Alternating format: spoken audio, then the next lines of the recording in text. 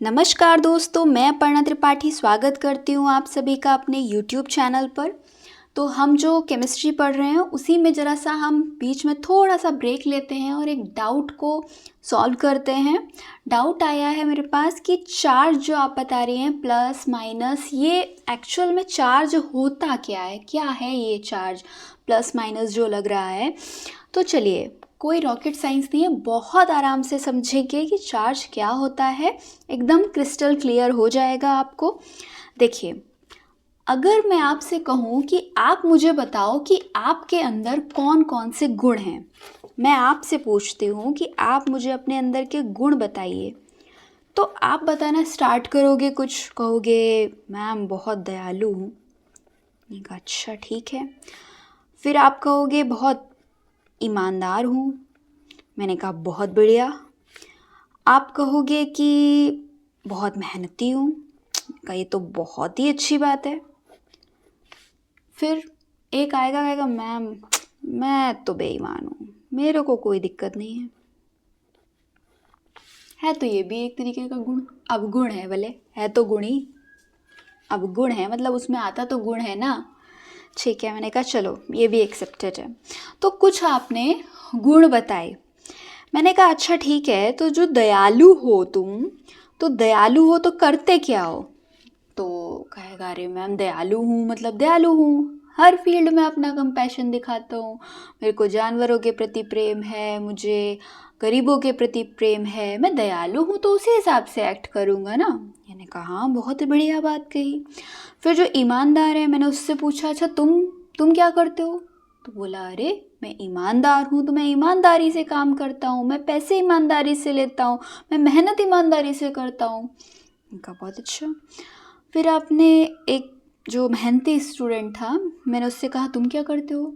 तो बोलेगा अरे जब मैं मेहनती हूँ, मेरा गुण है मेहनत करने वाला, तो मैं रात में 2-2 बजे तक पढ़ाई करता हूँ, सुबह जल्दी उठ के पढ़ाई करता हूँ या पढ़ाई करती हूँ। मैंने कहा अच्छा बहुत अच्छी बात है। मैंने बेईमान जी से पूछा कि तुम क्या करते हो?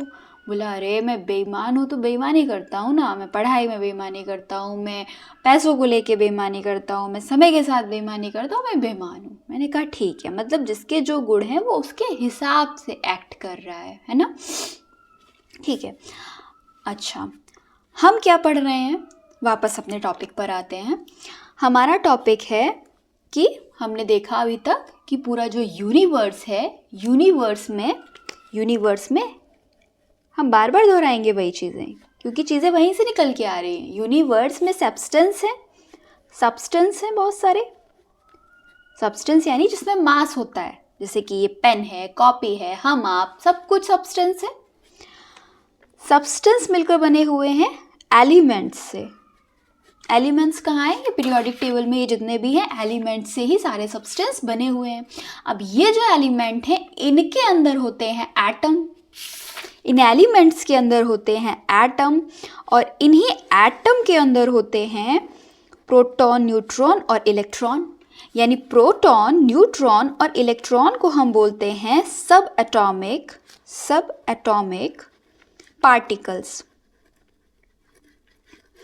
और ये जो चार्ज होता है वो इन्हीं पे लगता है, सब एटॉमिक पार्टिकल्स पे। क्यों लगता है? क्योंकि चार्ज जो है वो इनका गुण है। ठीक है, अब जैसे आपके ये गुण थे, आप अपने गुण के हिसाब से काम कर रहे थे। चलिए हमने पूछ लिया तो आपने बता दिया ये आपके गुण हैं। अगर मैं ना पूछूं तो मैं कैसे जान पाऊंगी कि किस व्यक्ति के अंदर क्या गुण है, कौन सा ईमानदार है और कौन सा बेईमान है? मैं जान पाऊंगी क्या बिना पूछे या बिना आपके एक्ट को देखे? मैंने देखा ही नहीं आपने एक्ट क्या किया है, आप मेरे सामने बस खड़े हो अपना शरीर लेके, मैं जान पाऊंगी आपके गुण को? नहीं जान पाऊंगी। लेकिन मैं ये कर दूं कि मैं पूरी क्लास में, अगर मेरे पास 100 बच्चे बैठे हुए हैं सामने, मैंने 100 को स्टिकर लगा दिए पता कर करके, उनके एक्ट को देख देख के कि ये इस तरीके से बिहेव कर रहे हैं, ये बेईमानी वाला बिहेव कर रहा है तो मैंने उसके उस ऊपर स्टिकर बेईमानी वाला लगवा दिया। कोई दयालु है तो मैंने उसके ऊपर स्टिकर दयालु वाला लगा दिया। तो अब मुझे पता चल गया कि ये बंदा कैसा एक्ट करने वाला है उसके गुण के हिसाब से। ठीक है, अब ये जो सब एटॉमिक पार्टिकल्स हैं ये कैसे एक्ट करते हैं ये तो हमने देख लिया, तो हमें उनका गुण जो है वो पता चल गया। लेकिन हमें कैसे दूर से ही पता चल जाए कि ये क्या गुण के अकॉर्डिंग एक्ट करेंगे, तो उसके लिए हमने इनके ऊपर चिपका दिया ये प्लस। अब हमें पता चल गया कि ये जो प्लस है ये इसका गुण है और ये इसके हिसाब से एक्ट करेगा। जो इलेक्ट्रॉन है उसके ऊपर हमने चिपका दिया माइनस, अब हमें ये कहीं भी दिख जाएगा तो हमें पता चल जाएगा कि ये इसका गुण है, ये माइनस का चार्ज इसका गुण है, इसके हिसाब से ये एक्ट करेगा। अच्छा, हमारे केसेस में तो हमें पता है कि दयालु है वो दयालुता दिखाएगा, ईमानदार है वो ईमानदारी दिखाएगा। अच्छा, जिनके पास चार्ज है वो क्या दिखाएंगे? वो दिखाएंगे एक तरीके का फोर्स, यानी जिनके अंदर चार्ज का गुण है वो एक तरीके का फोर्स शो करेंगे। ये फोर्स ऐसा है कि जो सेम पार्टिकल्स हैं उनके बीच रिपल्सिव होगा और जो अपोजिट पार्टिकल्स हैं उनके बीच अट्रैक्टिव होगा।